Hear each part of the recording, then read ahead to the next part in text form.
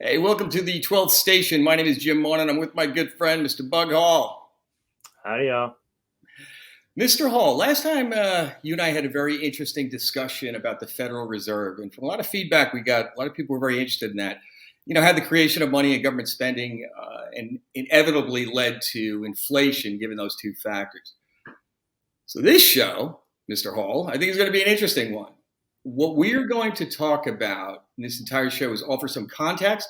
And as we always do, we're going to offer some solutions and understanding about what particularly a man can do to understand these things and position himself against the pernicious effects of inflation. So that being said, Mr. Hall, if I may, I'm going to start out with this is really, I think, incredibly important context. For those of you, we always say this, right? There is some, we all need to read more. We all need to understand more, right? And we're going to start out with this. And I think even before, Bug, you and I talked, we're both fans of Thomas Sowell, Sowell, Victor Davis Hanson. I mean, these are some, Jordan Peterson. These are remarkable secular minds. Understand, I would argue, read anything they wrote, right? But I'm going to go back to the 1800s, and I want to talk about Alexis de Tocqueville. He was a French nobleman, and he came over to the United States in roughly around the 1830s. And it was interesting because his really focus was to come over to the United States to study the penal system. What happened was, and you have to remember now, this is 1830, a few decades after the French Revolution. It's where France has thrown God out as best they could. There was the reign of terror, the Enlightenment, for lack of a better word, and the Freemasonic plan has really taken root. Fair, Bug? Right? In terms of context? Right. The endarkenment. Yes. Very good, sir. So anyway, he came over to the United States, and this is why it's so important. He made some remarkable observations that were incredibly prescient, and I would argue that were entirely true and really, again, remarkable for the time. One of the things he noticed was individual liberty of the United States was held in high esteem. But the most high esteem was equality, not equal outcome, not egalitarianism from the French Revolution, equality, meaning that, Bug, we're from different backgrounds. I'm no better than you. It's a meritocracy. And he was really impressed because coming from Europe, that was really unheard of. It was the feudal system, right? Another point, strong belief in God. Europe was already marching towards secularism. In the United States, there was a monstrous, really strong belief in God. Communities police themselves. Big point. The values of the community were such that you didn't need, with such a large land, a large armed force. Very interesting. Yeah, now, the important distinction there is it's from the bottom up. Small communities can police themselves. Yes. The problem is once you grow that out and begin to govern from the top down, that's when you have to start implementing these police states that we see today. Well, great point. And this all wraps up to this. Why am I telling you this, right? And again, Mr. Hall and I were kicking this around before the show. Listen to this quote from Alexis de Tocqueville back in the 1830s. American Republic will endure until the day the Congress discovers that it can bribe the public with the public's money. Now think about that for a moment. I would argue this guy saw this right. This is the one fatal flaw he saw in our constitutional republic. And man, was he dead on right. He saw this thing right down the pipe. Yeah. So, Bug, real quick, I'd say that was his fatal flaw. Just real quick, give me some thoughts on that. Yeah, well, I mean, that's in a funny way, that goes all the way back to Plato, right? I mean, Plato talked about the same thing in regards to democratic systems and how what they always descend into is a kind of bribery, right? Yes. Usually a small group who figures out how to be the most heard, figures out how to bribe people, how to stoke up the public appeal, and you end up getting essentially a government of mob rule, right? And when you add money to that, money is, as Scripture tells us, money is the root of all evil. And that's not to say that it is in itself evil.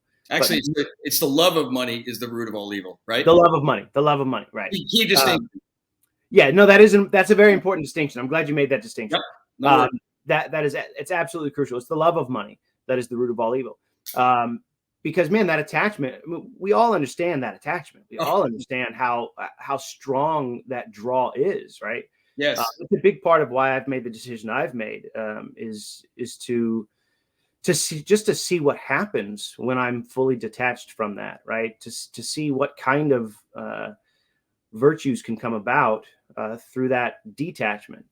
So yeah, I think that's important. I always go back to Barabbas, right? I think that's the best example of a democratic system uh, in Scripture, right? Uh, at the end of the day, it was a very small group who started shouting, "Barabbas, give us Barabbas," and the rest of them jumped on board with it, having no idea what's going on, but yet they all start shouting, "Give us Barabbas." I got to tell you, man, that was on point. That was very strong. I never thought of that. Very, very great point. I'll tell you something funny. I was talking with my wife. We had these little lessons where we'll go through sort of various virtues or political systems or just a little educational time together. It's how we spend our time together at night when the kids go to bed. And we were talking about different government systems. And as I was explaining the history of democracy and the various, and when I say democracy, I use republican democracy interchangeable. I know there's a big debate there. Oh, And yeah, I agree. For yeah, our purposes of our discussion, we're going to use them right, interchangeably. right. Democratic systems. A republic is a democratic system.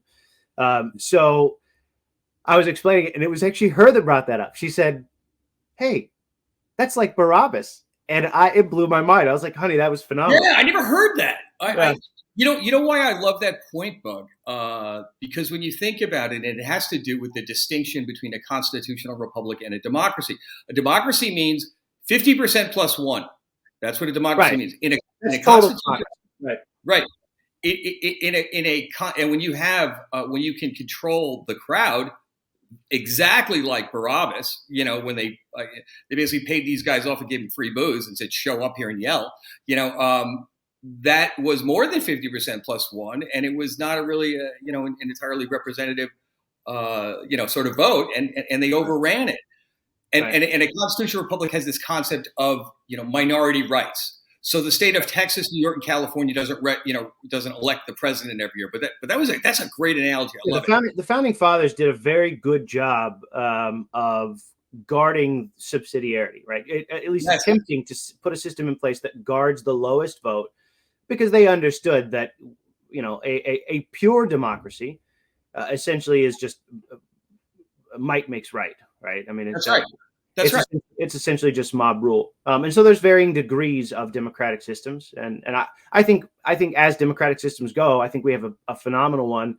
Unfortunately, it doesn't seem to be holding up its scale, and I think that's something we'd talk about in another episode. But let's get back into Sure. what you were talking about. Yeah, let's get back. Thank you, Bug. So we're kind of cruising right now. Here's the thing: we've identified the fact that whenever you have a system like this, and minorities, whoever yells the loudest, we have a process going on where now politicians can have the perception to the voting bloc that they are compassionate people, have identified a problem, and offered a solution. That doesn't happen at all. What really happens is they try to identify a problem that may or may not actually exist. Right. Then, in fact, and in most times in my experience, read Thomas Sowell, anything he's ever written, read Victor Davis Hanson, and these guys, this is not biased, his history here. So, in my opinion, they're not so much looking to solve a problem. What they are looking for is to gain power through the purse strings. And every time, invariably, as Ronald Reagan famously pointed out, the government, I'm from the government, I'm here to help. They produce another layer of bureaucracy, thereby solidifying their power, thereby sucking off the resources of the taxpayer bloc. Now, after a while, and this is the part, Bug, and I want you to comment on this, because I really have thought about this a long time, and I'm absolutely positive. Now we have a teachers union, we have an education system that fundamentally tells students capitalism, the free market is bad, redistribution is the way to go. No one knows where taxes come from anymore, Bug. Right. So Yeah. every time, one last point, I'm going to say this. Every time a human being or a politician says, we need to do something, fill in the blank. Oh, dear God, no, we don't. Actually, we do not. And my point is, right, we're so lost in the weeds. There's nobody even talking about this stuff. What are your thoughts, man? Yeah, I mean, I have a lot of thoughts on that. Ultimately, there's a kind of trope that we form in our minds, right? Which is that the left fundamentally believes that everyone is stupid, right? Yes, yes, they do. It's a common thing to say, it's really the left that's the racists, for instance, right? Because ultimately they're talking down to various categories of people, presuming that they do not have any clue how to take care of themselves. They can't even get driver's licenses, right? It's way too difficult, bud. Right. It's too difficult for those people, and each category of people have a particular need that they're too stupid to work out for themselves, and so we're here to help you. The reality is, I think it's a bit of both. I think there are those people. I think those are the useful idiots. I think there are also the ideologues who I love are that phrase, by the way. Useful idiots. I love that. the useful idiots, right? Perfect. Those people will always exist. They'll buy the narrative and then really appropriate it to themselves and present it. And I think, although we can't judge people's interiors, I think we can look for signs in people that represent one side or the other. Either they're the useful idiots or they're the true ideologues, the Marxists, who realize by fractionating out the population into endless categories, you essentially divide them in a way that they can no longer stand up to anything, right? And we see that today. We see a whole bunch of people who do recognize the problems, but there's just no unity. There seems to be no way to gather together and to stand up and say enough's enough. There's a great story of in England when they started changing the mass. There's a great story of a small community that rose up together and literally threw the bishop out onto the street, physically threw him out onto the street, and said, "Give us a Catholic bishop and give us our mass back. And here's our demands. And if you send anyone that's not willing to fulfill those demands, they're not coming out of here alive." And they got it, right? So, hey, by any chance, was that Tolkien or any of those guys or C.S. Lewis? No. This was long before that. This was. I'm going to draw a blank on the time and place. Yeah. Maybe in the next show, I'll have that resource available. Yeah, no big deal. But I read the actual letter once that was written by the figurehead of this group, and it was brilliant. It was brilliant. Just plainly stated, like, we will not let your false shepherds come out of here alive if you keep sending them here. So that's a people that were fully united, right? They were fully united under a cause. And the problem is with Marxism is it fractionates, it divides. That's the whole point of the class system. Yes. Right? It's the whole point of upending the class system and then refractionating it out and giving each group a reason to be resentful of all the other groups. It's divide and conquer ultimately, right? Which is a war tactic that's existed for all time. Divide and conquer. Very, very cool. This particular show, Bug, is going to be kind of solution based. So I'm kind of thinking that we're going to actually transition over a little bit and start that famous time of day that we're talking about here. That's the dive signal, Bug. Right. I was thinking, I think we framed it up pretty good. And also last show, I think we did a decent job of framing up the Federal Reserve and the origins of inflation. And in fact, how it's almost a foregone conclusion given the system, Mm-hmm. So the real question is, talking to a bunch of guys out there, what does one do about this? Well, for starters, let's understand it. Start reading more. Turn off the TV and really start reading more. And some of the resources that we mentioned are really good ones. The importance of educating yourself on these issues, especially looking at history and then looking at how we got where we are today, and then just understanding the mechanisms behind all of this, sure, is that the application in your own life becomes easier. because you can listen and hear principles, and you can have someone explain these things. The problem is then you're beholden to very particular solutions that they might be able to present from their own experiences or from their own a plethora of knowledge. When you understand it for yourself, when you've appropriated the information, that's when you're able to get creative with the solutions in your own life. Because, I mean, we're buried under such a mess right now that the solutions for each person are going to be wildly different. Yes. Right. And I think so. I think that's an excellent point. Let's go over what I would consider the 5 strategies. There were 5 from what I put together, both myself and, in general consensus of financial literature. But, 2 things worth mentioning. You and I have an understanding, I think, of the financial world probably better than most, and I was in it for a long time. The other point, which is really important to say, is this is not investment advice. We have to put that precursor in there and that preface, because you need to understand we're not telling you to do anything. We're talking about solutions and information. So here it is. There are basically, we're going to call them 5 areas that the current environment is pointing you to. We're going to go over the merits of each one of them, some more than others, and we're going to drill down on 2 at the end. And the 2, and how to do this, are going to be real estate and actually purchasing physical precious metals. Now, the first area, to hedge yourself against inflation, a lot of people would be surprised at this answer, but it's very, very true. Stocks. To purchase equities. Now, stocks with good cash flow and solid balance sheets, but most importantly, stocks that have pricing power to rise during inflationary times. They're traditionally a monstrous historical hedge against inflation. And it is true. Now, here's the deal, though. You got to pick out those stocks. You got to know what you're doing. Point number 1. Point number 2, we're going to go into this a little further. Your average financial advisor has no interest in selling you a stock, right? He has no interest. What he does have an interest in is sticking you in some sort of cookie cutter asset allocation balance sheet, meaning 60% stocks, 40% bonds, 5%, whatever, 35% bonds, 5% cash. The industry has been hammered by the regulators. They're no longer giving investment advice. What they are taking a fee for managing your money, and you can do it yourself. Just my opinion. I'm just telling you, if that's your thing, educate yourself and do it yourself. What is a mutual fund? And I promise you, I'm not going to name any specific ones, but they always say, "Oh, my mutual fund has no fees." Oh gosh, that's wrong. It's buried in page 85 of the prospectus, but everybody's taking a piece of the action. So I mean, that's one thing to be aware of. Second one, commodities.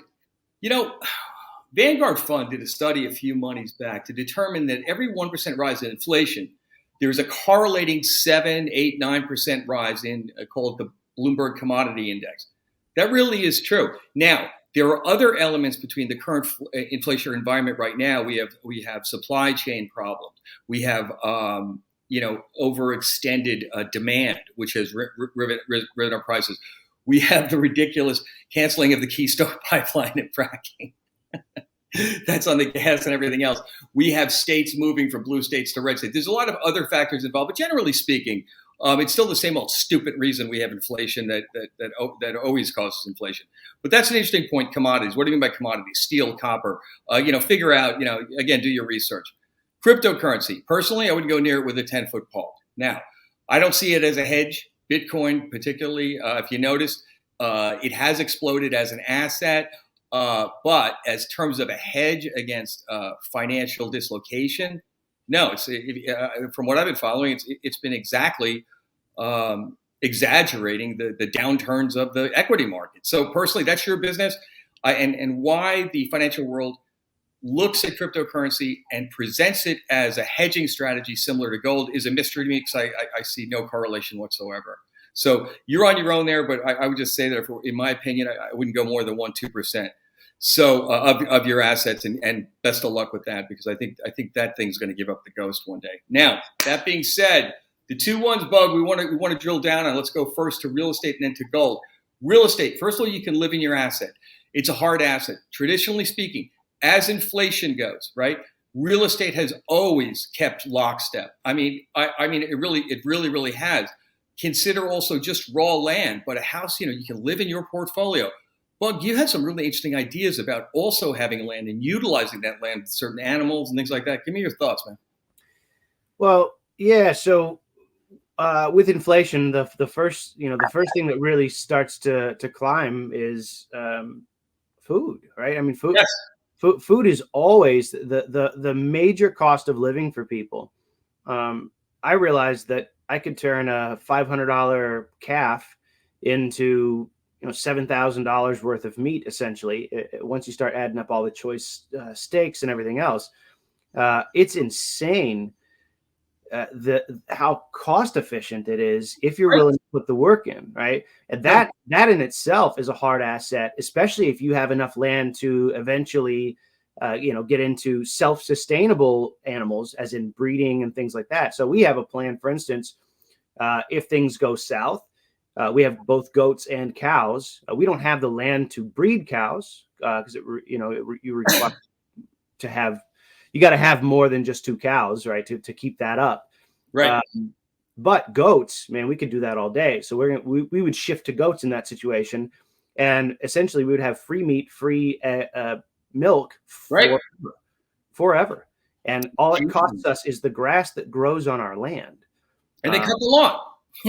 yeah, and they mow the lawn for you. I mean, that's we've got 40 chickens. So in the spring, summer, and fall, I mean, we're getting an egg a day basically from all of them, right? So Sure.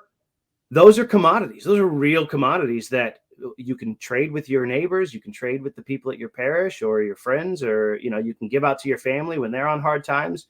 And it's much easier to give that stuff away or to trade it when it's basically coming in for free. I don't even feed my chickens. They go out in the morning and they eat bugs and grass all day by themselves. They know how to do it. It's almost as if God made them to stay alive. They know how to stay alive. They come home at night to their chicken coop, and that's that. So I'm a big fan of that. I say, build a robust system, as robust as you're willing to put the time into, right? Because I spent 3 hours taking care of my cows this morning before coming home and cleaning up for this. So that I think is crucial, and that's what land gives you that opportunity. I'll give you a funny story, Sure. not so funny story. I know someone that was renting some land, and the problem with that is he doesn't own it. And even though he wasn't breaking any laws, as soon as the local municipality had a problem with him, they circumvented his ability to even provide a legal defense for himself by going straight to the holder of the land and saying, "You need to get this guy off your land because he's problematic." And so that was it. The lease was coming up soon, and the guy was out, and the system he had built for himself collapsed around him. That's the benefit of owning, right? Is you have that hard asset of the land, the home, whatever value there is in that, on top of the ability to really stand your ground in owning animals and providing your own food and providing food for others. That's the realest asset that you'll ever have, is being able to walk up to someone and say, "I've got 50 eggs. What do you have?" Great point. That's, wow, that's a strong point. Bug, I got to tell you honestly. And the reason what I find most interesting is we have an entire urban population that has absolutely no idea where food comes from. Mm-hmm. And you and I both know, in the event of a real hardship or a catastrophe, you would not want to be anywhere near the city. 3 days. What's that? 3 days. The city has 3 days worth of food. Right. We think, when we think of the city, we think grocery stores and supermarkets all over the place. And, we think even if everything's shut down, there's months worth of food. No, there's 3 days worth of food in most cities. And also, this is rapidly, and I think there's a lot of truth to it, but you can't escape the prepper element of this discussion. You're just being actually disingenuous and dishonest, because it's a part of it. So there's 3 days of food because of, and I'll attribute that to just-in-time accounting. Okay, we from a balance sheet standpoint, they went from having large supermarket storage areas where they would take the loading trucks in and keep, have weeks on hand. Went from that to, it's a lot cheaper to have smaller storage areas and more trucks showing up. Okay, The supply chain, though, the problem is it's more susceptible to interruptions on that supply chain. And Mhm. so, like you said, and the reason I know this for a fact is I live in South Florida. And in South Florida, we have hurricanes, and the supply chain gets interrupted, and then the stores are out. Now, you apply that to a major societal upheaval, an outside event like an EMP, electromagnetic pulse, or God forbid, a real serious attack or something like that. That no one understands this. No one grasps this concept, and to not grasp that concept is fundamentally irresponsible. You need to grasp this concept. You need to understand where food comes from. You need to because what's our role as fathers, husbands? Protector and provider. Mm-hmm. You're doing no help unless you understand this one basic concept. What is my plan? And if I have 3 days before that city runs out, I better be thinking about a different plan because I got to feed my family. So I don't have to tell you. Hey, just look at during one of the hurricanes. I was thinking of St. Martin's, right down in the Caribbean. I believe it's French owned. Correct me if I'm wrong.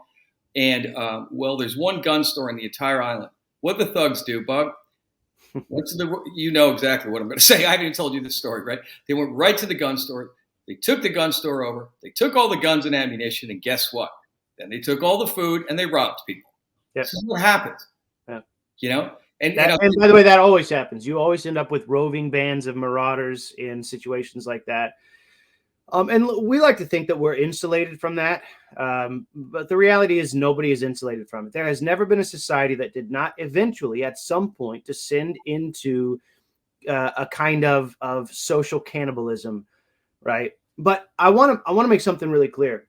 Sure. Because there is a big, there's a distaste in a lot of people for even thinking about those kinds of scenarios. I think it's a defense mechanism, right? Yes. It's right. If I don't think about it, it's not real. So what you have to do is you have to sort of villainize the side that does think about it and say, oh, you're all tinfoil hat wearers. Look, the beauty of thinking about the worst case scenario is that it prepares you also for the best case scenario, right? Because the reality is life is, in a way, the crisis scenarios are in a way an allegory of just life in general, right? Because life is unpredictable. Life is difficult. Life is preparation and being ready and ordering the chaos around you, all of those sort of principles, right? So when you've appropriated that idea of what would I do in a crisis? Am I ready for a crisis? Sure. It really does, as long as you don't, because I think there's a lot of people that are prone to anxiety. Yes. And so out of a kind of self-caution, they avoid thinking about crisis. If you can figure out how to appropriate that mentality in a peaceful way, in a way where you are not disturbed by it, it really does ready you and prepare you for life in general. You grow in all these virtues. You see life as an adventure and something to be ready for, right? You see it as a kind of battle. And that we talked about it in the first episode, right? That joie de guerre starts to grow in you. And I think that's the important aspect of it. So let's talk about why hard assets, even in a non-crisis situation, why they're so important. Sure. And you're just the guy to touch on that. Sure. And they really are. And, we've gotten, and I think you sort of set this up very nicely from what you were talking about people who who find it distasteful to think of the realities of worst case scenarios, right, Bug? Yep. And not only do they find it distasteful, it is anxiety producing. And as we all know, we live in a society where if there's anything anxiety producing or any suffering whatsoever, we do not want to have that, regardless of the underlying merit of that suffering. Mm-hmm. Now, you teed this up nicely again with, well, why is hard assets very, very important? Because I don't care if you think we're living in the greatest civilization ever, which we are, there are pernicious forces that want to take that down. And historically it happens. It's inevitable that it happens. I mean, the Weimar Republic, in 1920, people forget how bad Europe was. World War I believe France lost something like, almost like 80% of everyone between the ages of 20 and 50. I mean, something ridiculous like that. Correct me on that. This kind of stuff happens. And again, to our to our analogy of inflation, right? With inflation and things like this, institutions, financial institutions, collapse. They break. They become dislocated. It historically happens all the time.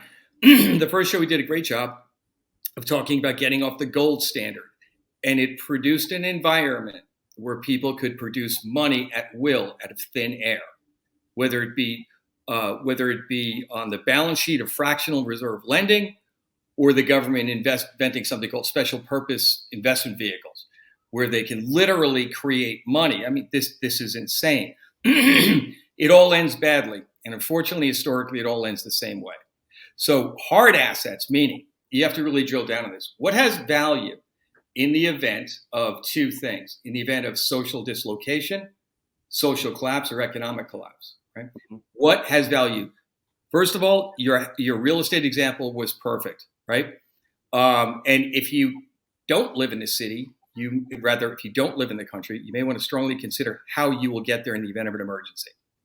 So, to have that hard asset, not only is if you own it, right, no one can take it away from you, with the exception of property taxes. You have to pay your property taxes, or you'll see how long you own that property. But no town, you could fight that town forever if you own the land. I mean, literally, right? You can. They're going to tell you, because I promise you, governments by their very nature are intrusive. That's why we got to limit them. No matter what you're doing on your land, you're going to have some moron from the city council going to give you a hard time. I don't care where you live. It's baked into the soup, right? If your goal is to be a productive human being and tend to your own property and care for yourself, no government can have that. I mean, that's just that is the problem of larger and larger government. And by the way, small government, local governments now have the mentality of large government, right? Yes. That's what has permeated through them their whole life. It's in the air we breathe. And so they think, well, here we are, and we're being paid, and we all meet up 3 times a week for this thing. Well, we better get to work. We better start helping people and going and making sure everyone's. Let's figure out some regulations. Do we have enough regulations, guys? It's just the mentality. And by the way, that thing draws those kinds of people, right? Yes. The bored, the women whose kids are out of the house and they've got nothing better to do, and they've been close in the community for a long time.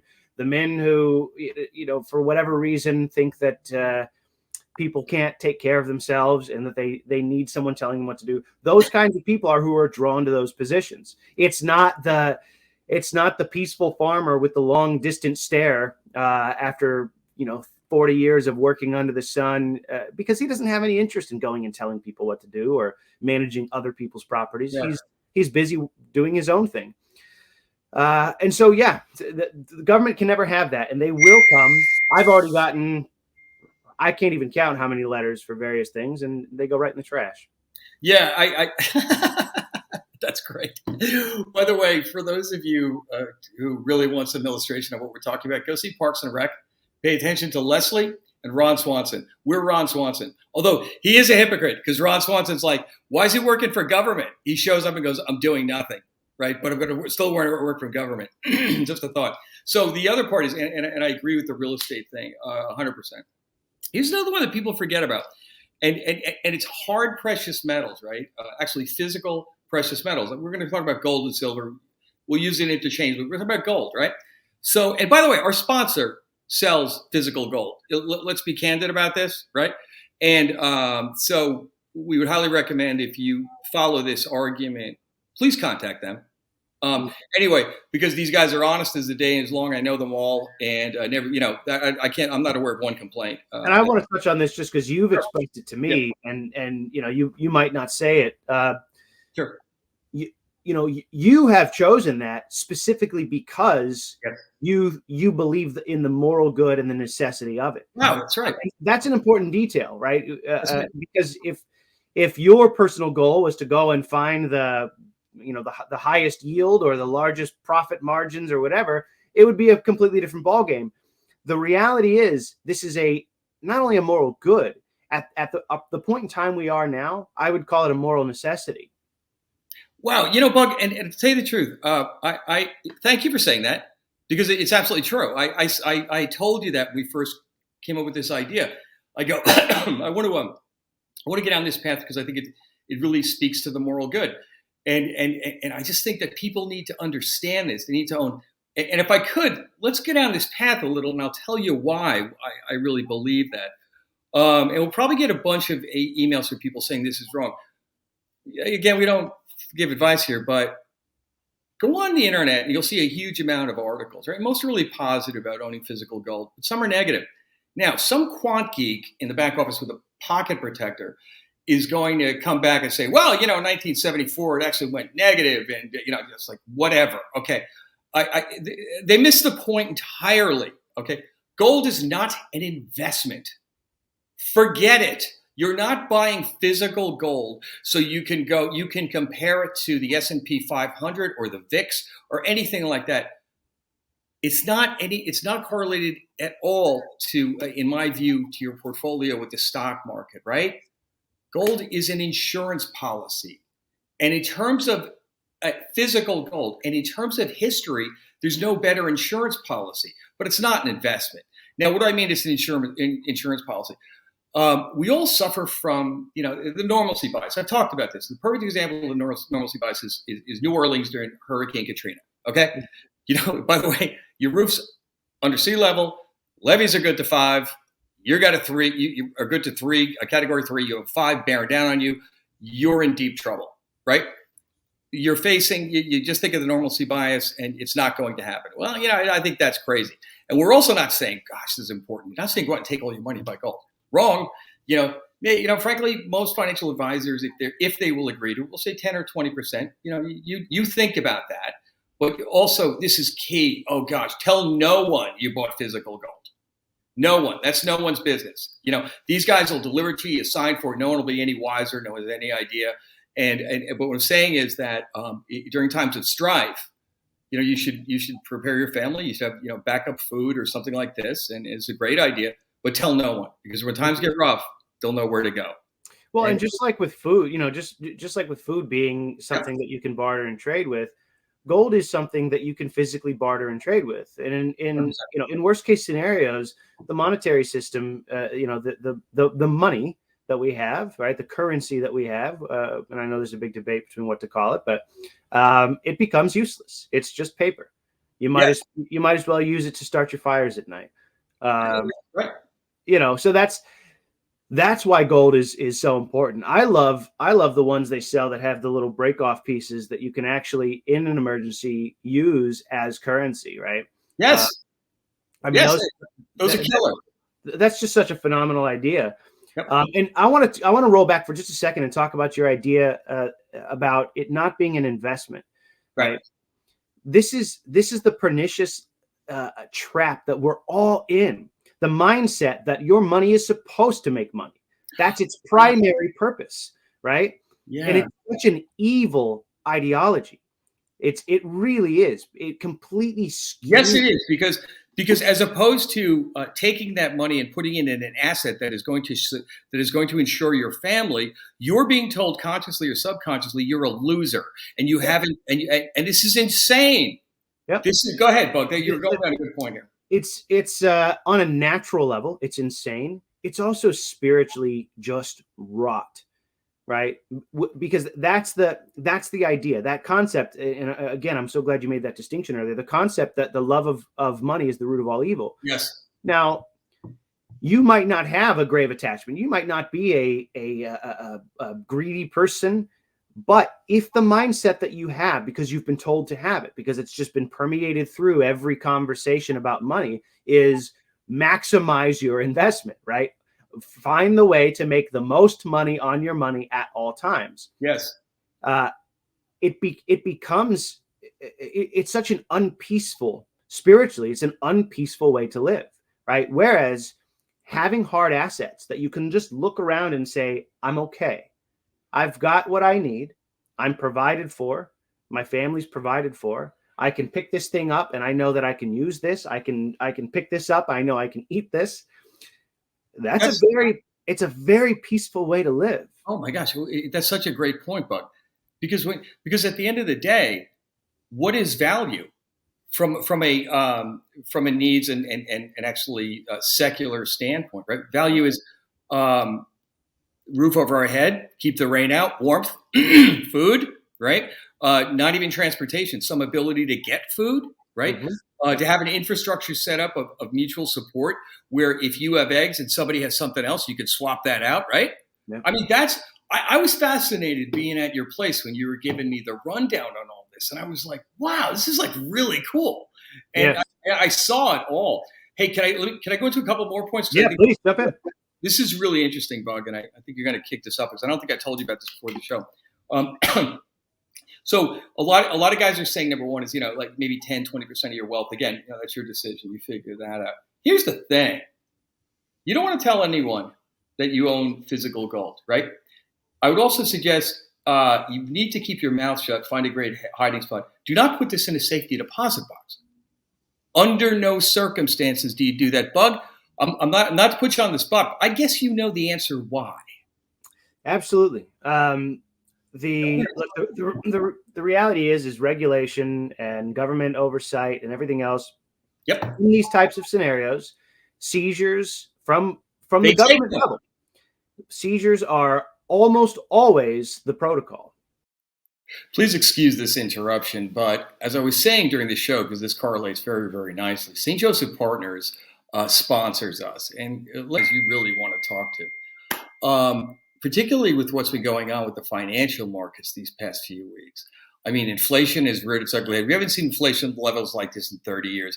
Gold and precious metals are a perfect hedge against this. And as I said during the show, these guys are there's no high pressure sales tactics. There's none of that stuff going on. And also, these guys are ardently Catholic. They have a very, very strong fasting program that they promote, and they're as committed to that as they are to selling precious metals. So here's the deal: we don't sell high premium collector coins or any of that bury investors like other firms. Just give us a call. We'll walk you through it. And by the way, as we mentioned in the show, if a financial advisor is talking to you against this idea, get that guy on the phone with St. Joseph Partners because, frankly, you'll be able to see firsthand some of their arguments are absolutely ridiculous. What they're really saying is they're not getting paid for it, so they don't want to do it. So nothing has protected wealth like gold over the last centuries. It's weathered every storm imaginable. The timing seems urgent to make sure that you're properly diversified. So, like I said, bring in that advisor. St. Joseph Partners will talk to him. Let's have a real discussion. You got an IRA? We'll talk about that as well. An IRA can actually hold your precious metals for you. So not, digital currency, actual real precious metals. Anyway, back to the show, and please give St. Joseph Partners a call. We believe in them 100%. And as Bug points out, that's precisely the first ones we thought of when we started this endeavor. See if we could form alliance with them because we fundamentally believe in the morality of purchasing precious metals and gold. Anyway, God bless. Enjoy the rest of the show. Bye-bye. Thank you. Excellent tee up. Now, here's the best part. For those of you who are viewing this as tinfoil hattery, just made that up, by the way, I got news for you. It happened. It happened in the 1930s. It's happening now, by the way. They bust into safety deposit boxes all the time. Google safety deposit box seizure. Go ahead, see what you find out. Now, it happened in the 1930s where our illustrious president, Franklin Delano Roosevelt, who I would argue is a socialist, made it illegal to own gold. They confiscated it. Got it? This is your stuff. Oh, what'd they replace it with? Guess. Paper currency, Bug. Cotton. Yeah. Cotton, right? Paper currency. And this is not a small point. And what we're really getting across to you is it's a mindset. It's not about comparing gold to any other asset class or anything like that. There is no greater historical preservation of wealth, in my opinion, than gold and silver. Particularly gold because it's worth more and it's easier to move around. Actually, silver is an interesting play to use as currency because you don't have to like a 1 ounce of gold is what, 1812 or something, $1,812. Well, an ounce of silver is like $22. So talk about breaking it off. That's a great deal. But I think that during any financial upheaval, it is the one thing historically, and I'm sorry, we're not in different times. Cryptocurrency that everyone's talking about as our next savior, and I get blockchain digital currency. I understand it. Well, what I'm saying to you is, well, what happens if the digital system goes down? Right. I think in a any sort of a normal scenario, I think the blockchain technology, and I think this is why it has such strong backing. Yeah. Is the blockchain technology and how it can be used, all the various ways that people are still figuring out to use it, right? Because humans are ingenious. Yes. That is the great appeal of it. The idea that you can have a sort of self-regulating, which, by the way, blockchain currencies can be manipulated. I mean, they already are being manipulated, but it's functional. It's really cool how it can function. There's also they hedge your bets, right. Kind of a thing. That's the problem, is that when people get excited about something, I think they tend to oversell it, and then they have to justify that overselling in their mind, and they start building all these imaginary systems. The problem is when, if the grid were to go down, or, by the way, we're not even talking a worst case scenario. I mean, a storm knocks the grid down for a week, and if you're entirely on cryptocurrency, what do, right? Thank you. That's exactly right. Or what happens if simultaneously there are hacks and certain servers go down? This happens all the time, right? And I think that I think in the final analysis, there's two things I want to say about cryptocurrency. Number one is, to your point, I agree with you. Blockchain technology is very, very interesting because of the application. For example, you can create a currency that is specific to various industries. Retail, there can be blockchain. It's a very interesting concept. Point number two, I cannot understand how any central bank, going back to our last show, would allow this. How would you, if you're the United States of America, why would you let blockchain digital currency interrupt your ability to issue debt and fiat currency, right? Why would you do that? And in my view, what we're waiting for is, whether it's Canada, whether it's some European country, someone is going to put the kibosh on that. And in terms of, from a government, now, it will not stop it, but I'll tell you this: from a standpoint of the liquidity of that, if, for example, Canada or one of these other countries say that's it from a legislative governmental edict, and they come in, which, by the way, is very common these days if you've been following Canada, Australia, and the United States. Edicts are big. We don't go through things like checks and balances anymore. So if that were to happen, I think it would levy a serious problem. And the other point is, if you've been following blockchain, I have no idea why, and I said this earlier, I have no idea why they're applying it as a hedge. It's not a hedge. It is actually exponentially and exaggeratingly moving in the same direction that equities are. Equities go down, they go down at times, an X factor. So anyway, that's where we are. We think, and our point is, and Bug, I'm so glad you brought up that point about me. I forgot about that. It was so obvious.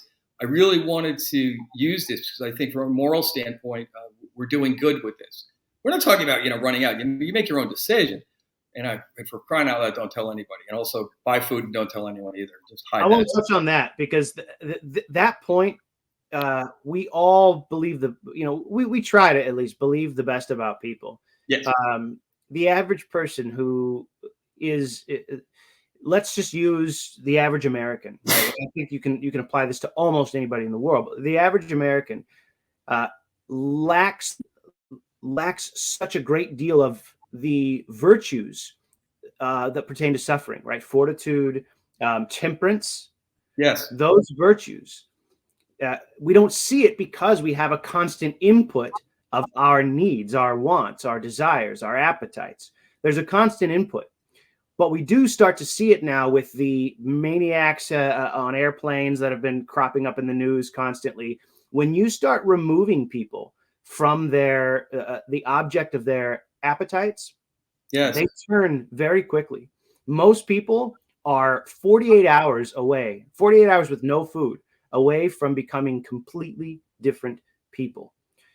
The neighbor down the road that you're good friends with, and that you go to his house for barbecues once a month or whatever, you would be surprised the second you take away all the things that he's addicted to, all the attachments. The man has never fasted a day in his life, right? Fasting is a crucial way in subjugating your body so that in those situations, not just so, but also so that in those situations, Wow. you are a master of yourself. You keep your reason, and you are able to, by the force of reason, determine what the right thing to do is. Most people cannot do that. And I know that sounds crazy, that we just assume everyone's going to stay the same. Well, the guy down the road that's got a small arsenal, when he's 48 hours out of food, he's suddenly going to question his loyalties, and he's suddenly going to start really grappling with what's right and what's wrong. Wow. Wow. Wow, Bug, honestly, bam, you're 100%. You brought up another point. It's really cool. Another reason we went with St. Joseph Partners is, on top of the physical medals, they have a ministry or an area devoted to fasting. They literally, as a firm, and they have people who have joined them, they have a fasting program for America's frontline workers, policemen, firemen, military folks who are out there on the front lines, and for the protection of God for our nation. Because fasting is, we're going to do a whole show just on fasting. But St. Joseph Partners, not only do they sell precious metals, a big part of their Drew, who's president of the place, he will not compromise on this. Both are equally important to him. I mean, he puts as much time in the fasting program as he does in selling precious metals, and that's why we went with these guys. We have a high deal of respect for them, and I mean that. And I'll say this: I started fasting every day about 4 years ago. Yeah. And you don't know what you don't know, right? There's this fundamental reality of the world that no matter what you think you know, there is always an endless well waiting for you to dive into. When you really start subjugating your body like that, and I'm not discounting the spiritual aspect of fasting, by the way. That's the primary sense of fasting. Sure. On a natural level, though, just talking to the secular guy out there who wants to know why anybody would possibly do that. When you start to really master yourself, your ideas start to change all by themselves. You start to get this natural sense of the faith that wouldn't have been available to you otherwise, because your attachments do drive how you think. Sure. So that's one of the reasons I'm a big proponent of it as well, is not just because of the higher spiritual goods, but on a natural level, man, your thoughts become much clearer, and you start to see things in an imminent way, right? Not all these complexities stacked on top of each other. You start to see things in a much simpler way, I think. Great point. Bug, I think we're going to, with your permission, we're going to leave it here. Yeah. I have to say, I think we touched upon some great stuff. And lastly, just the point again, they do sponsor us, but I got to tell you, St. Joseph Partners, give them a call. And these guys, they got it all figured out. Also, I don't know if you know this, but you can actually own physical gold in your retirement account, your IRA. These guys will walk you through it. The other thing I'll tell you is, no high pressure sales. I promise you. These guys view this as a vocation. This is not strictly, and you won't know that until you actually speak to them. So, that being said, we're going to wrap it up. Great show, Bug. Your insight again, as always, was on point. I loved it. Again, guys, inflation, as men, we got to pay attention to this. Understand how you navigate it. Your primary role with your family is protection and provision. That's what you do. Understand this stuff. Pay attention, because it's happening. Mr. Hall, on that note, Viva Cristo Rey, sir. Pray much and suffer well, y'all. All right, my friend. Until next time, guys, thank you very much for tuning in. Hit the like and subscribe button. If you're crying out loud, pass it along, because we're really relying on you guys. So anyway, God bless. See you, Bug. All right.